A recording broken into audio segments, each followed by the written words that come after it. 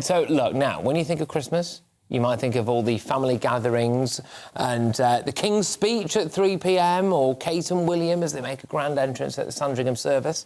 So what would Christmas be without the royal family, without the pomp and pageantry they bring? One man that can tell us all about the royals at Christmas and what they get up to is former royal butler Grant Harrold. Grant, thank you very much indeed. I'm hoping you can give us an insight into all the little secrets behind the scene. What will be on the menu today? Merry I want Christmas. to know about the food. Oh, and Merry Christmas. First and foremost. Merry Christmas. Merry Christmas. Good morning, Merry Christmas to both of you. And I'm loving the jumper, Patrick. Thank you, mate. Go on. So what do we know? What do we know that the royal family will be doing today? How will it all be shaping up?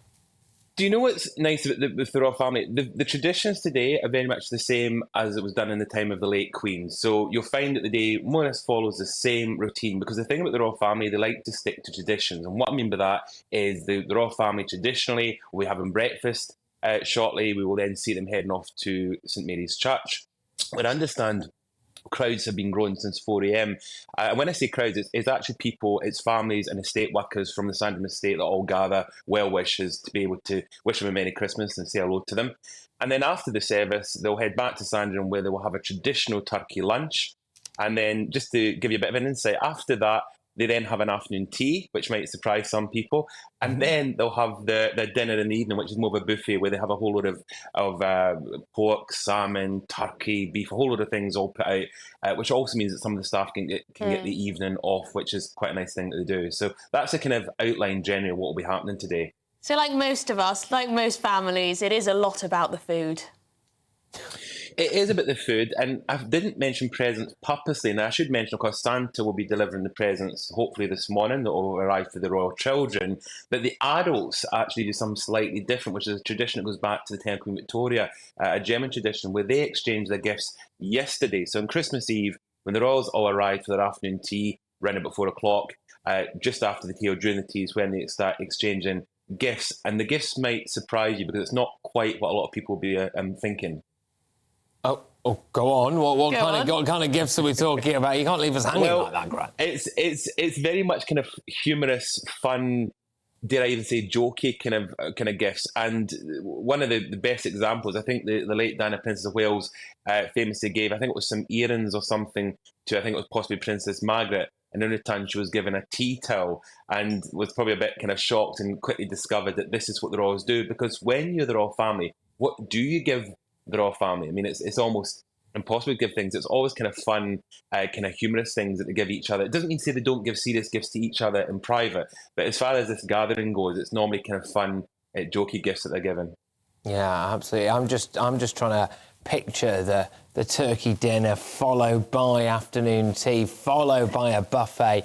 I mean, that is quite literally a day of kings, actually, isn't it? The king will be giving his speech. Now, the King's speech is pre-recorded, isn't it? So he'll have had a bit of time to have got that one in the bank. And I think he's going to focus a bit on the environment, isn't he, and sustainability. Is that right?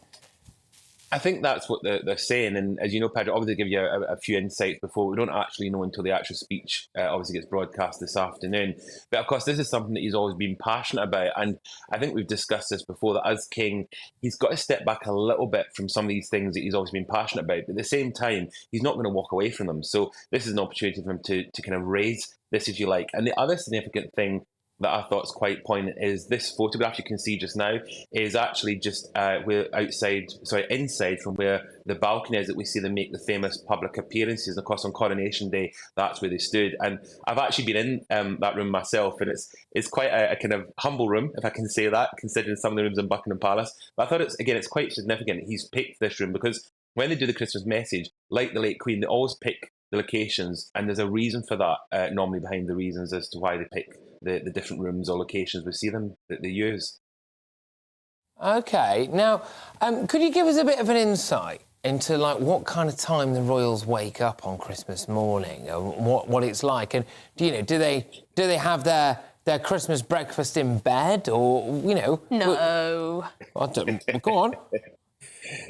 No, do you know? No, the thing about the royal family, without Absolutely not. Without making Carson turn in his grave, the royal family are very much like the rest of us. I mean, the day kind of follows the same as the rest of us do, and the family do like to gather for breakfast in the dining room, like most of us do. Okay, maybe not quite the dining room, but we all kind of get up, don't we, and have a breakfast together.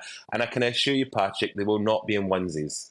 They will not be in onesie. Do they dress up all the time, like at home?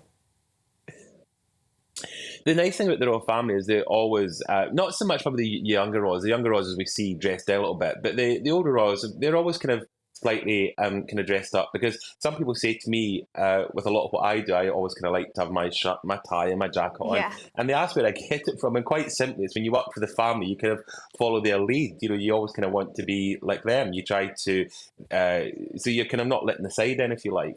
So, Think about it. no, they always kind of dress forward.